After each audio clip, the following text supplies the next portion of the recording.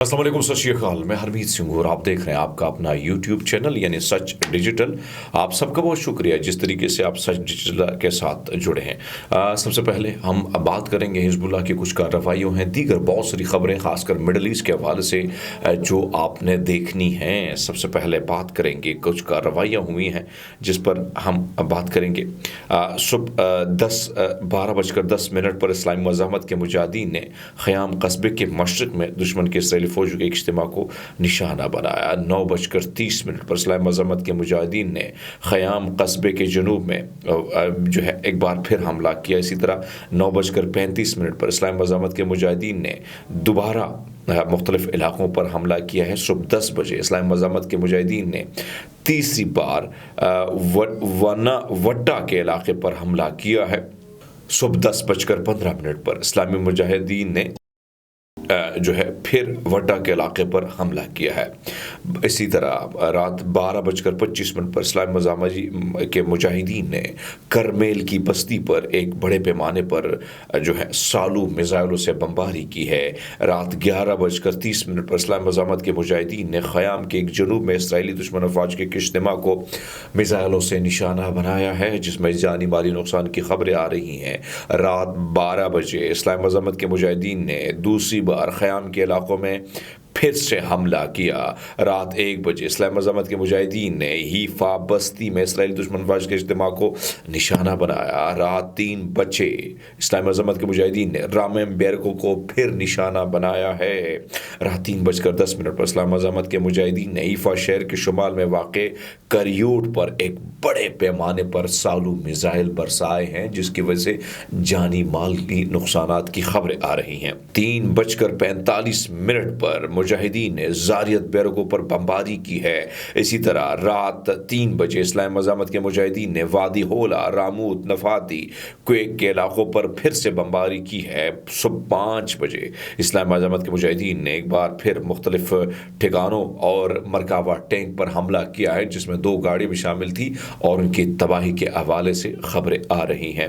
3:40 پر اسلامی مزاحمت کے مجاہدین نے ایوم بستی پر حملہ کیا ہے۔ اسی طرح رات 2:45 پر فضائی دفاعی یونٹس نے اسلامی مزاحمت کے مجاہدین نے مغربی سینٹر کے آسما میں ہرمیس 450 کو اپنے حدود سے بھگانے پر مجبور کر دیا۔ اسی طرح 4 بجے اسلامی مزاحمت کے مجاہدین نے ایک بار پھر خیام کے قصبے کے علاقے یعنی اس کا جو قصبہ ہے جنوب مشرق میں جو قصبہ ہے وٹا، اس علاقے پر پھر سے حملہ کیا۔ اس کی وجہ یہ ہے، آپ سوچیں گے کہ یہ علاقے کو انہوں نے بار بار کیوں گھیرے میں رکھا۔ اس کی وجوہات یہ ہے کہ اسرائیلی فورسز کی ایک بہت بڑی تعداد اس علاقے میں جمع ہے اور چونکہ یہاں سے آپریشن، یہاں سے حملے بھی ہو رہے ہیں، اسی وجہ سے پوری رات کی جو کارروائیاں ہم آپ کے سامنے رکھ رہے ہیں، مزید کارروائیاں ہیں جو میں آپ کے سامنے رکھ لوں، لیکن ان کارروائیوں کا مقصد یہ ہے کہ ان علاقوں کو اس لیے نشانہ بنایا جائے کیونکہ اس علاقوں میں کافی تعداد میں اسرائیلی فورسز ہیں اور اس وقت اس حملوں کی وجہ سے کہا جاتا ہے، ایک طرف تو آپ کو یہ کمپلیٹ کر کے پھر بتاتا ہوں، جو اسلامی مزاحمت کے مجاہدین نے صبح 5 بجے مارون الراس قصبے کو نشانہ بنایا ہے اور اس میں جانی مالی نقصان کی خبریں ہیں۔ اسی طرح آپ کو بتاتے چلیں کہ شمیرہ بستی پر ایک خودکش ڈرون سے حملہ کیا ہے اور یہ کہا گیا ہے کہ ہم نے اپنے ہدف کو ٹھیک طرح سے نشانہ بنایا ہے۔ اسی طرح آپ کو بتاتے چلے کہ صبح 9 بجے اسلامی مزاحمت کے مجاہدین نے میٹولا کی بستی پر ایک بار پھر حملہ کیا ہے۔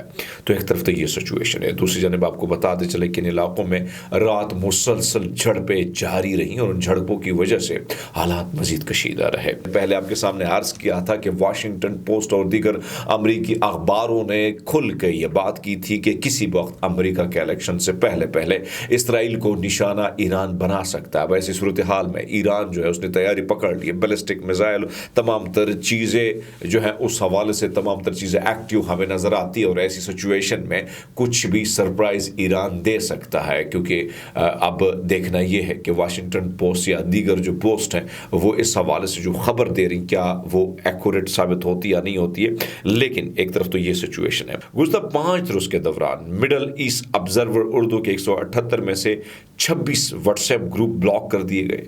इराक़ी मज़ाहमत की जानिब से फिर हमला किया गया है और उन्होंने मुख्तलिफ जगहों पर हमला किया है, और ख़ासकर उनका कहना है कि हमने 2 बार ये हमला किया है और इसका मकसद और सिर्फ मकसद ये था कि जो है इन्होंने, मैं बता देता हूँ कि कौन सी जगह है, इन्होंने 1 घंटे में 2 बार ड्रोन का इस्तेमाल करते हुए मकबूजा गोलान में एक अहम हदफ जो है उसको टारगेट को निशाना बनाया, और उन्होंने कहा है कि हमने उन तमाम ठिकानों को मजबूती से उस पर हमला किया और हमने अपने हदफ को जो है बिल्कुल हासिल कर।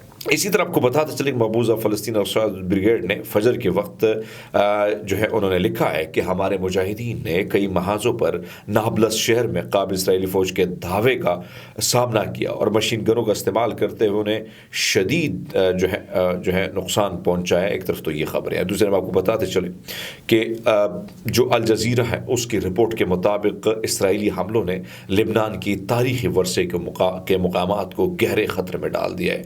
अक़वाम मुत्तहिदा के मंदूब लिबनान के लिए अक़वाम मुत्तहिदा के ख़ुसूसी कोऑर्डिनेटर जेनियन बैनस प्लास्चार्ट ने कहा है कि इसराइल के कदीम लिबनानी शहर ताहिर और बलीग पर हमले से मुकम्मल मुल्क का सकाफती वर्सा ख़तरे में पड़ चुका है। यूनेस्को के नामजद करदा रोमी खंडरात का घर है। उन्होंने अपने एक्सपोस में लिखा, तारीख़ में फंसे हुए कदीम जो है फोनिशियन शहर खंडरात में छोड़े जाने के गहरे ख़तरे में है।